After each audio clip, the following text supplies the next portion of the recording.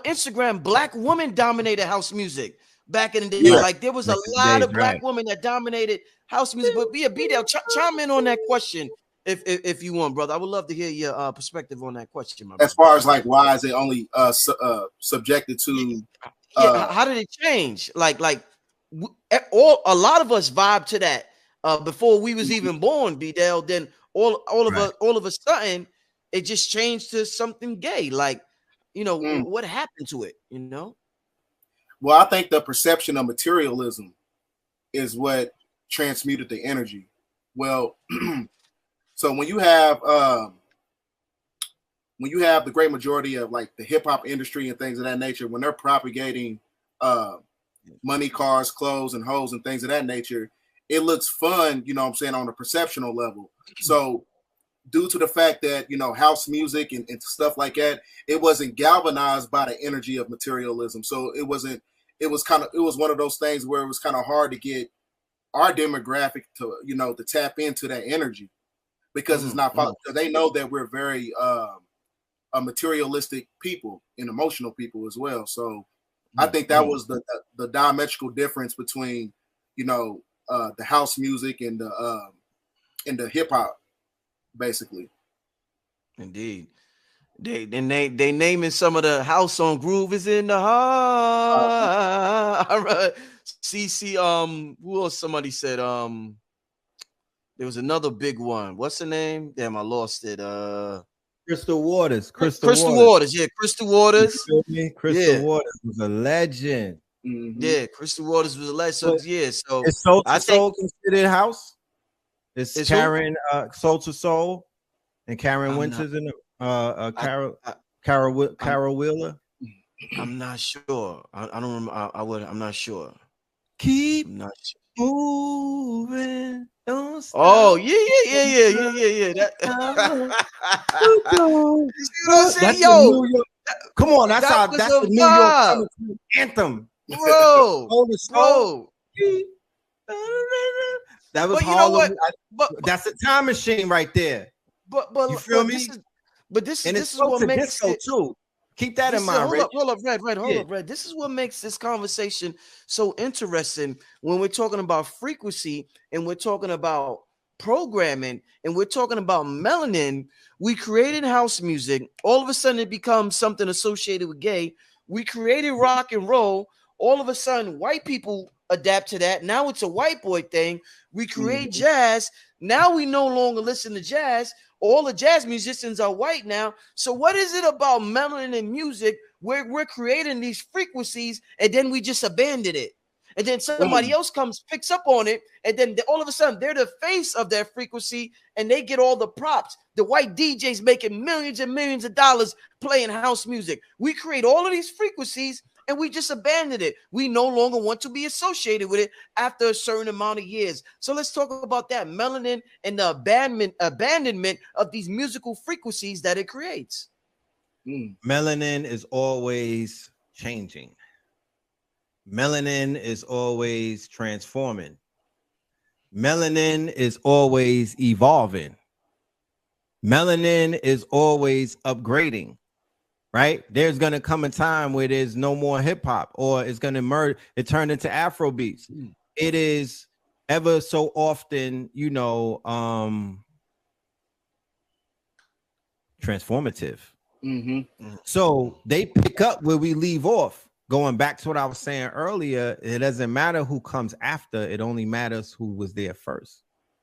It's about primal. It's about primary source. It's about establishing yourself as the quote unquote architect, the one who planted the seed that grew the tree that many people eat from.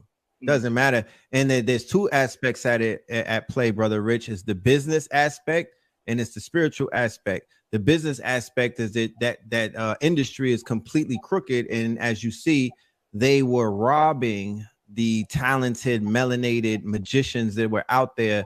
They were doing them wrong through paperwork and through trickery and whatnot.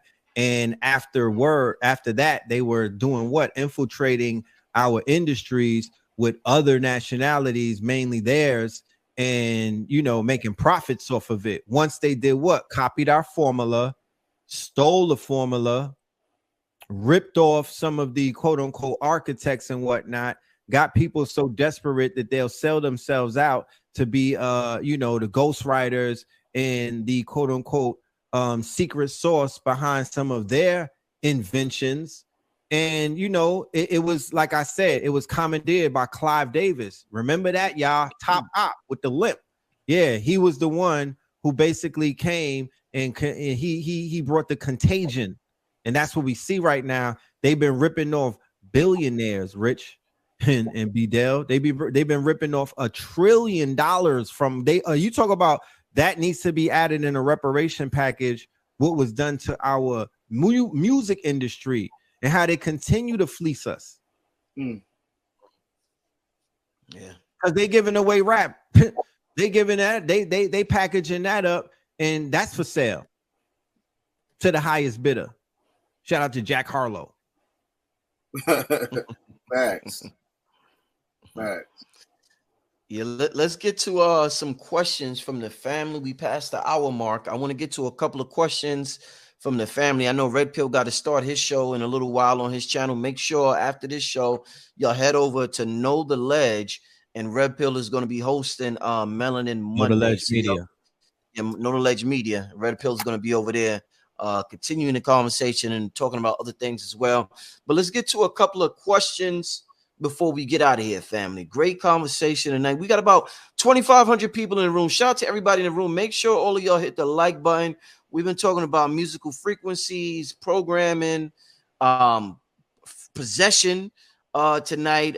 This show is inspired just watching John Morant continuously get himself into stuff he has no business getting into. He's, you know, just because of, you know, what many believe is him being influenced by an artist named NBA Youngboy in the music. So let's get to some questions from the family in the chat.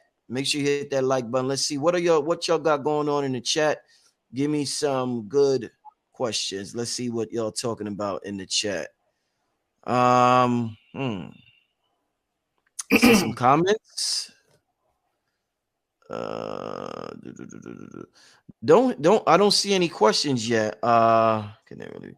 Well, we're not talking about reparations right now. Try to keep your questions focused. Okay, here we go.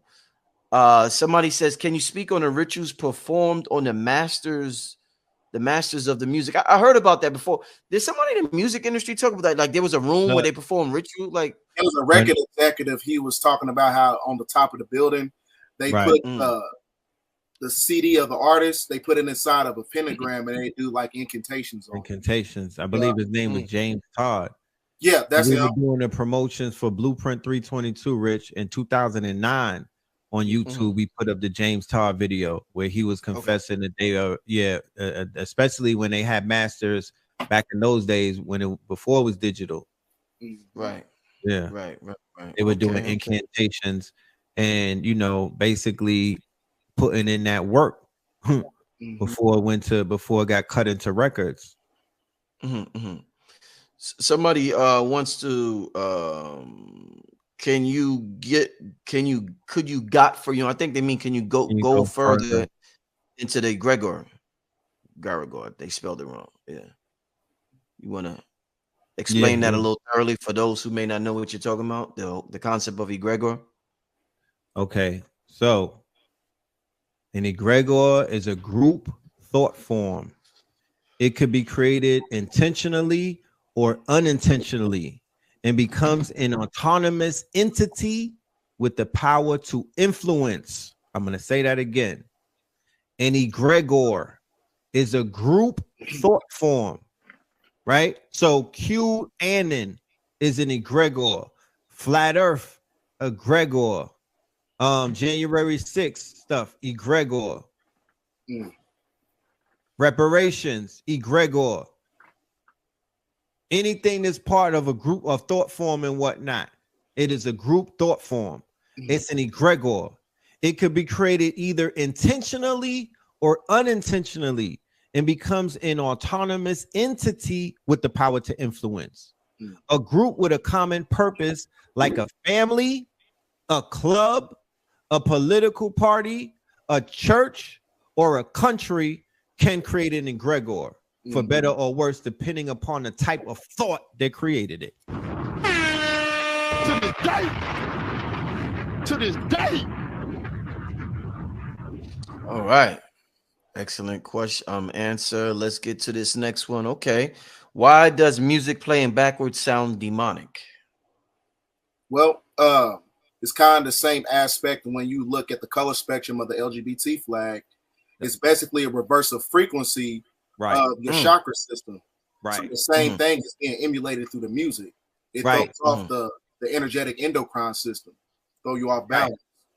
There you have it. So here we have, right, because perception is reality. The perception of the reality is that there are a group of people, right, who take pride in the fact that they have a backwards, right, depiction of Roy B. Jiv, or Roy, you know what I mean, of the right quote unquote rainbow spectrum. But that's not a bad thing. That's a great thing, because it's showing you there's a binary or a polarity at work right here. There's a group of people identifying themselves as having pride for being part of that negative charge or that backwards charge. And then there's a group of people here, and we take pride in being in the forward charge, or what you call the quote unquote, you know, the right charge. Because this is the law of the universe. You cannot change the rainbow. You cannot change Roy B. Jiv. You cannot change the chakras. You can't change that. You can't change the frequencies or the colors that go with them. Those can't be tampered. So, you know, it's nothing to be alarmed of. It's the fact that, okay, because there's protagonists and antagonists. There's up and there's down. So the fact that there's a group of people who are identifying with that, then, you know, so be it. All right, let's get to the next question. What are the panel's thoughts on white noise?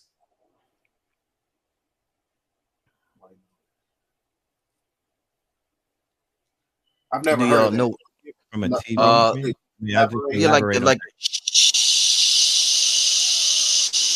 Like when you have a baby, they say to play the white noise for the baby and to make the baby go to sleep. Like just that static, like I'm not doing that. Yeah, I'm not playing no kind of static.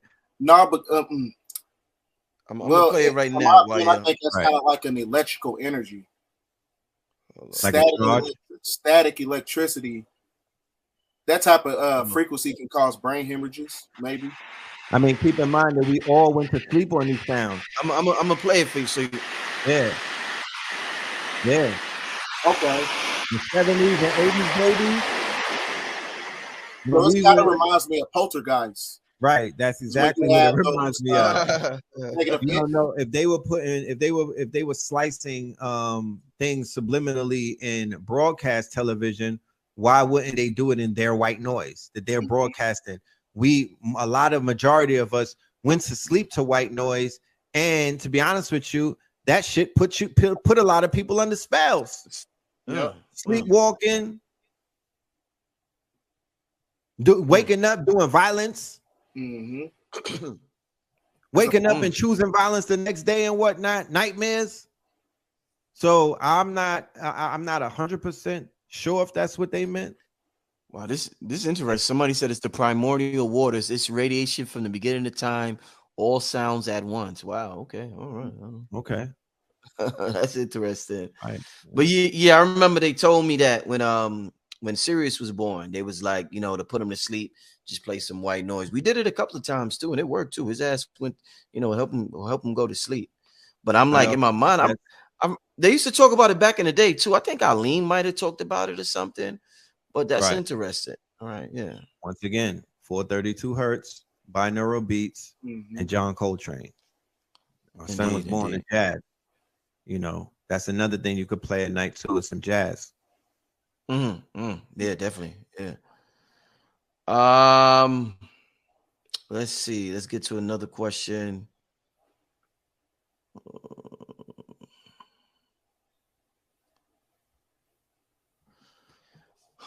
What does he think about digital music and synthesized sounds in comparison to natural music from real instruments and the effect it has on the spirit? Well, I think when you look at, you know, the foundation of jazz music. You know, in my opinion, I think the universe operates on the frequency of jazz music, and it's also acclimated to your nervous system. So just in itself, like when you have like real instruments, real octave cymatic frequencies, it's able to rejuvenate the body. You know what I'm saying? And it's able to put the brain and your neurological faculties in a balanced state. So that's why, you know, the great majority I listen to, like music, I listen to a lot of jazz music most of the time when I'm chilling out, you know, just reading. I play it lightly in the background, but I don't really get into the whole digital musical instruments and stuff like that. But right. Natural and real music will put you in it. Like just like the organ, you know what I'm saying? Organs, you know what I'm saying, probably revitalize your organs when you play the organs, you know, because it's not by accident that, you know, they sound the same. So right. Real instruments will put you in a trance, and synthesized sounds will put you in a spell. That's the difference. You're not going to get put in a trance under digital music. Doesn't happen like that. If you were to examine the music industry and how the killings of the rappers 10x and 100x, it actually happened at the time. Material plane, which also works in conjunction with the moon. So since we all have a strong code on everything as far as having emotional connection to, you know, everything as far as like technology, money, anything that's physical, we all have a emotional connection to it. So sometimes, you know what I'm saying, your emotions can deceive you. Just like, you know, the person would say that the sky is purple if the color blue hurts their feelings. So we have to be rational so much to the point where we got to look in the state of reality and use our emotions as a navigation system to go about this great awakening journey. Because, you know, you can't be so subjugated to the point where, you know, your emotions is so acclimated. Oh, I need to get this money. Or I can't drive my car, because when the grid goes down, you can't operate no vehicle after 1975, which is why NASA, they've been buying up a great amount of cars in the 1970s, because they already know what's going to be taking place. That's just part of the Luciferian Great Reset. So it's going to put, meaning that in order to withstand this Great Awakening period, you got to operate from 0 point energy and use your emotions as a navigation system to get you to the next level. Because a lot of this shit that we love and we like and we feel like we need is not going to be here. We're not going to be able to drive that Ferrari or the, you know, the Benz or the BMW. You're not going to be able to get that cryptocurrency because it's going to be a transitional shift that's taking place. So BDELL, like I said, we've been on here about 15 minutes. We got over 2,000 people on here, and I know there's a lot of new people that haven't heard this information before on here today. That's curious. What the hell does a solar flare erupted from the sun that's supposed to be so far away have to do with us, our body, our consciousness, and our society? Talk to me about the effect of solar flares on who we are, because everybody talks about equates upgrades with solar flares. What is the solar flare to begin with and its effect on us, BDELL? Well, now the solar flares, they give off a velocity of Ethereum frequencies. And these Ethereum frequencies, when they collaborate with the carbon body, because carbon is the building block of all civilization. So when you understand the inception of creation, because ether is the quintessential alchemical element, the fifth element, and when it merges in with the four basic elements, air, water, fire, earth, that is basically the foundation of the four horsemen of the apocalypse. That's equated to those four elements. So when you have ether merging in, it can cause creation or it can cause destruction, because spiritual energy is transmuted from the cosmos, which causes physical destruction. So what happens is, as far as like the carbon body, the ether activates the magnetic field of the planet, which is carbon, and it also activates the carbon body. So with that being said, your frequency has to be working in tandem with the evolution of the planet. Because we all, been compromised from a biological standpoint when you're talking about these nanometals that's inside these foods and things of that nature. So it's all based on to subjugate the spiritual evolution of who you are. So that's why everything is pretty much, as far as the spiritual equilibrium of the planet, it's basically been thrown off. So it's one of those things where you also got to understand is that the carbon body has many different transducers in it, right? What's the transducer? What's the transducer? Transducer is to where you're able to absorb an influx of energy. Okay. So like for instance, the best way I can explain it, I broke it down in my 144,000 video. I'm an engineer and I do thermal engineering in my job. Everything that's conducive to westernized technology is actually an emulation of the original man. So thermoforming goes all the way back to ancient Kemet, right? So when you look at the carbon body, they have chambers of transducers, but it only operates through a certain energy field, meaning that it has to have an influx of energy that's going through a tunnel system. It's kind of like the same emulation of the Kundalini awakening. So when you have these etherian frequencies coming in, that is activating the neuroendocrine transducer, and it's activating the carbon body. So the neuroendocrine transducer activates the crystals within the body. So the same thing actually takes place when you're talking about production of distribution, when you're talking about thermal engineering and things of that nature. So the same thing actually takes place with our bodies. That's one thing that I noticed. I got that down low because they got different chambers, and it looks just like the chambers of the chakra system. And your chakra system is basically the epitome of the scroll of all. The scroll of all is basically the tablets of destiny. And the tablets of destiny is your Akashic records. So when you have these etherian frequencies coming in, it unlocks those 7 energy cortexes to where you can tap into the epigenetic body that was subjugated by the gematria body, because the gematria body was working in tandem with the Alpha Dracona star system under draconian law. Shit. You see what I'm saying? Which was why you have wow, but I know a lot of people trying to keep up. So say that last part again, BDELL. What I'm saying is like the Alpha Dracona star system is what I'm saying is like it was ruled under draconian law, which works in tandem with canon laws and ecclesiastical laws. So everything as far as that was connected to that energy of the gematria body, because the gematria body is connected to the simulation. The simulation was ruled by the Alpha Dracona star system. So the paradigm shift, you shift from the Alpha Dracona star system to the star Polaris. Polaris, okay. Yeah, so that's when you get the breaking out of the Kali Yuga cycle. You're no longer in the illusion no more. And what is the Polaris ruled by? Because you told us the Alpha Draconis. What is Polaris star energy ruled by? It's ruled by, that's the true spiritual sun. That's what, this is why they saying that we're like some adjectives, like what, like, you know, like. And so the North Star is basically like, the best way I can explain it, this is part of the esoteric codex of Freemasonry. You ever seen like the Freemasonic symbol? Because it basically it's talking about how the black sun, the sun, our original sun, and you got the moon, and then you got the star Polaris. The star Polaris gives a vibrational energy to all those celestial bodies. That's that's what's taking place. So that's why you having a spike in the Schumann resonance. That's why you having many different seismic activities on the planet when you're talking about earthquakes. This is all an activation from the star Polaris.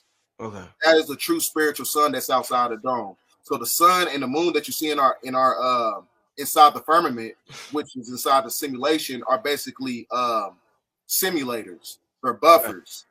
They're basically buffers. I don't know if I've asked you this before, but if the sun is getting different light from Polaris, does that mean we're getting different light from the moon as well? Or is the moon the same moonlight from the age of Pisces? It's the same moonlight from the age of Pisces, because like I said, it's based on the law of polarization. So the sun, the spiritual sun is actually giving all fractions of light. But due to the fact that the Alpha Dracona star system was ruling this whole the last 24,000 year equinox period under the Kali Yuga cycle, that's when, you know what I'm saying, like that's where you get your whole symbology of the Saturn moon matrix. Because the moon in itself was working in tandem with the Alpha Dracona star system, which is ruled by the Majestic 12 and the Orion group and things of that nature. So those are the ones, as far as like the archons, when you study Gnosticism, they're basically saying that they are the ones who control the simulation in itself. So an archon or a draconian or a cherubim, a 200 fallen angel, those are basically the same entities, but they just have different nomenclature titles. And they were basically the progenitors of the simulation that was ruled by the Alpha Draconis star system that control the moon. Mm-hmm. Mm-hmm.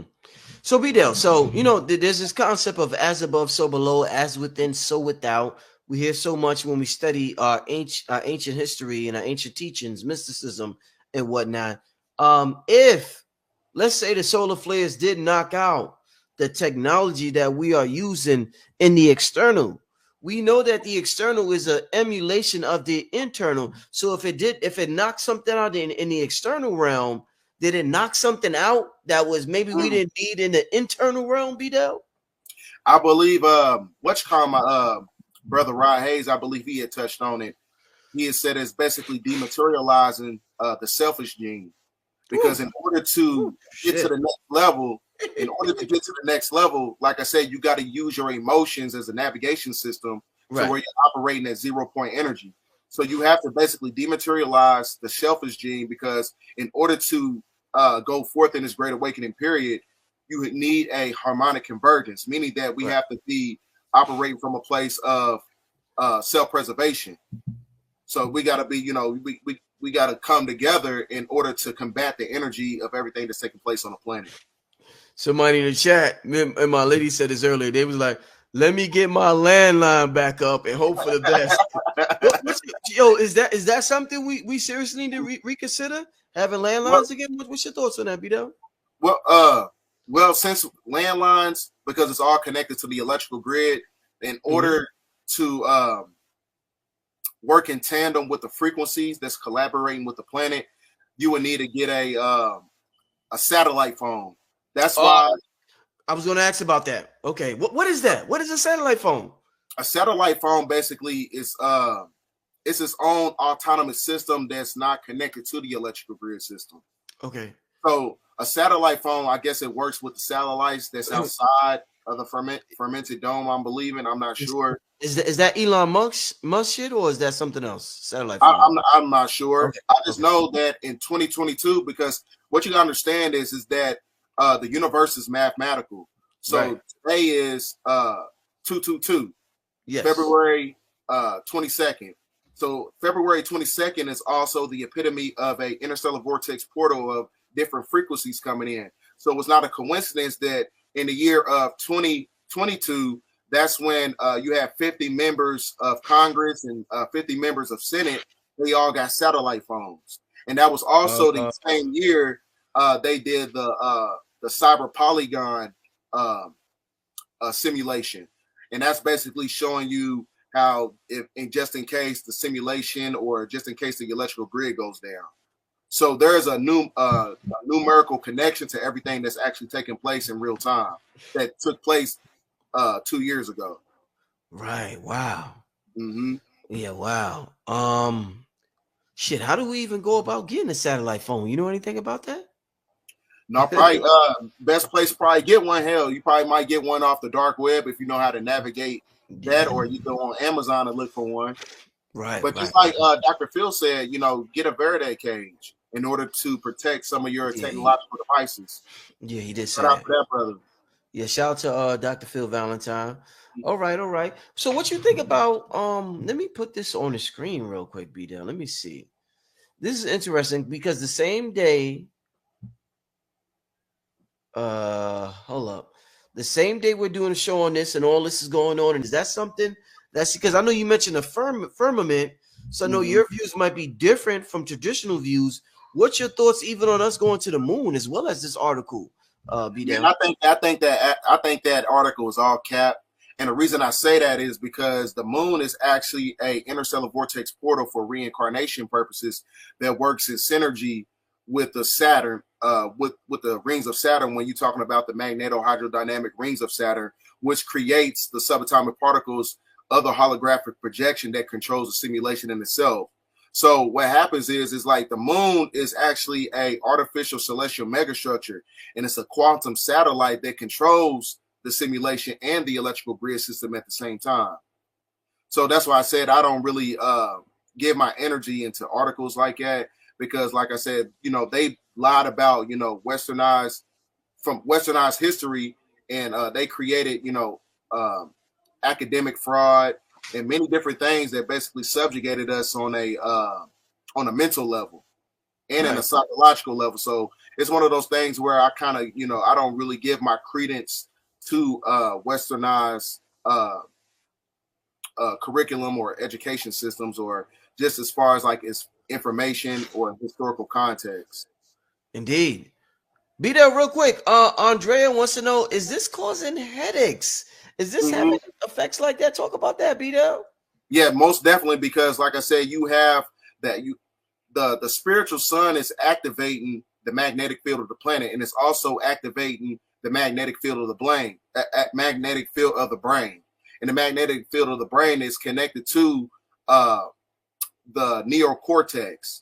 And what happens is it's putting pressure upon the neuroendocrine transducer to where it activates those crystals in the brain. So the ether that's merging in with the planet, the ether that's merging in with the magnetic field of the brain, where you get your term pressure makes diamonds, right? Because this is where you go into a state where you're able to crystallize due to the fractions of light that's coming to the planet from the X-class solar flares. So that Ethereum frequency is causing you to be in a state of evolution. So you're supposed to be evolving. You're supposed to be eating less. You're supposed to be resting a lot more, drinking a lot more water. You're supposed to be doing anything to where you can open up those energy cortexes to where you can get those energies coming in. Indeed, indeed. You know, one thing I've noticed, BDELL, is that when I first came down to Georgia, I came down to Georgia in 2022. It's 2024. When I came down to Georgia in 2022, one of the things, I'm riding in the whip with my lady, and we noticed the clouds are so grand, and we're like, wow, these are big clouds. We're used to New York. We're not used to seeing so like detailed clouds in the sky. Fast forward 2 years later, 2024, all I damn near see is chemtrails in the sky. I barely see clouds. It's majority chemtrails, a little bit of clouds. What I want to ask you about is, with this Polaris system coming into place, does that mean we're going to get less clouds? What's the history of clouds? Because I've heard people mention that in antiquity, we didn't have clouds like we had now. So if we're going into the golden age, does that mean less clouds? And this is why they have to create fake clouds with the chemtrails, BDELL? The reason they're doing that is because our atmosphere is transitioning into an omicron state, meaning that it's going into a state of fourth octave ether.